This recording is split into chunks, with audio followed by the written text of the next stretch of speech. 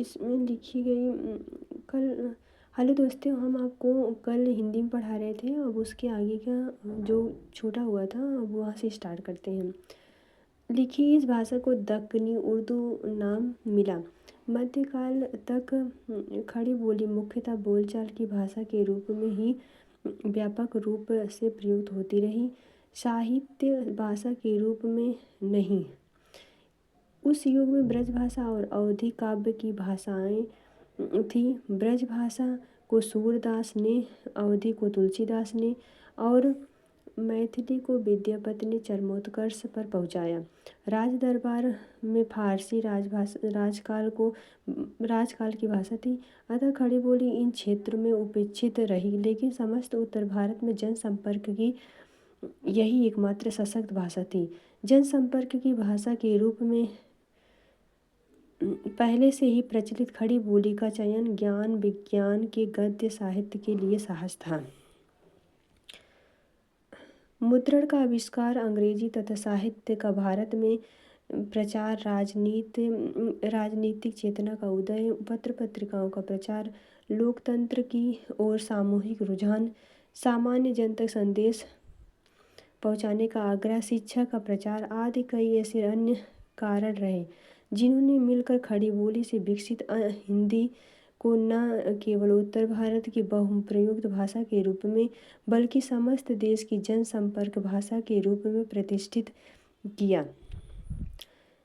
हिंदी गद्य को निखारने तथा उसे परिनिष्ठित रूप देने में भारतेंदु हरिश्चंद्र, महावीर प्रसाद द्विवेदी, प्रेमचंद आदि अनेक विद्वानों का अत्यंत महत्वपूर्ण योगदान रहा। हिंदी क्षेत्र की बोलियां। हिंदी का क्षेत्र उत्तर भारत में हिमाचल प्रदेश, हरियाणा, उत्तरांचल, उत्तर प्रदेश, बिहार, झारखंड, छत्तीसगढ़, मध्य प्रदेश, राजस्थान, दिल्ली तथा दक्षिण में अंडमान निकोबार द्वीप समूह तक है। इनके अलावा पंजाब, महाराष्ट्र, गुजरात, बंगाल आदि राज्य तथा देश के अधिकांश क्षेत्रों में यह संपर्क भाषा के रूप में प्रयुक्त होती है।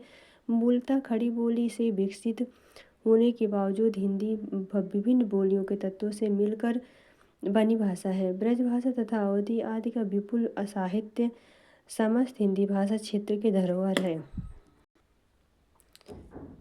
हिंदी की बोलियां। पश्चिमी हिंदी। इसका विकास सौर श्रेणी अपभ्रंश से हुआ। इसके अंतर्गत ब्रजभाषा, खड़ी बोली, कौरवी, हरियाणवी, बांगरू, जाटू, बुंदेली और कन्नौजी आती हैं। मध्यकाल में ब्रजभाषा प्रमुख साहित्य भाषा थी। इसका क्षेत्र मथुरा, अलीगढ़ के पास सूरदास ने इसे चरमोत्कर्ष पर पहुंचाया।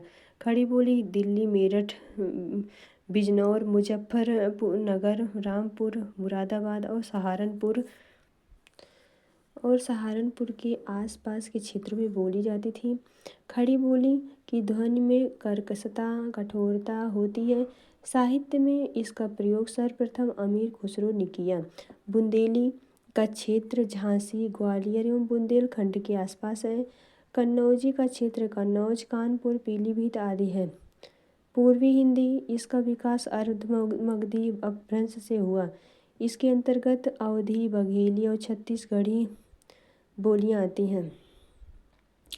अवधी में तुलसीदास ने प्रसिद्ध महाकाव्य रामचरितमानस और जायसी ने पद्मावत की रचना की।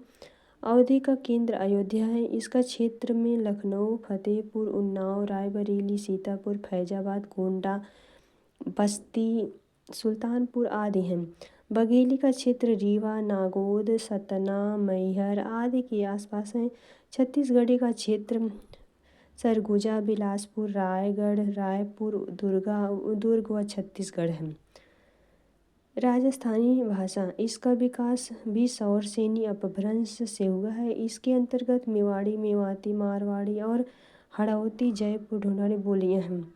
मेवाड़ी क्षेत्र मेवाड़ के आसपास है। मारवाड़ी का क्षेत्र जोधपुर, अजमेर, जैसलमेर, बीकानेर आदि हैं। मेवाती का क्षेत्र उत्तरी राजस्थान, अलवर, भरतपुर, हरियाणा के गुड़गांव के आसपास है। हड़ौती राजस्थान के पूर्वी भाग का जयपुर के आसपास की बोली है। बिहारी। इसके अंतर्गत भोजपुरी, मगही व मैथिली बोलियां हैं। भोजपुरी का क्षेत्र भोजपुर, बनारस, जौनपुर, मिर्जापुर, गाजीपुर, बलिया, गोरखपुर, चंपारण आदि तक है। मगध, पटना, गया, हजारीबाग, मुंगेर व भागलपुर के आसपास की बोली है। मैथिली मिथिला, दरभंगा, मुजफ्फरपुर, पूर्णिया तथा मुंगेर में बोली जाती है। मैथिली कोकिल विद्यापति की रचना पदावली मैथिली भाषा में रचित है। अब मैथिली को भारतीय संविधान की 8वीं अनुसूची में एक अलग भाषा के रूप में मान्यता दे दी गई है। पहाड़ी, इसका विकास खास अपभ्रंश से हुआ है। इसका प्रमुख बोलियां मंडियाली, हिमाचल, गढ़वाली और कुमाऊनी है।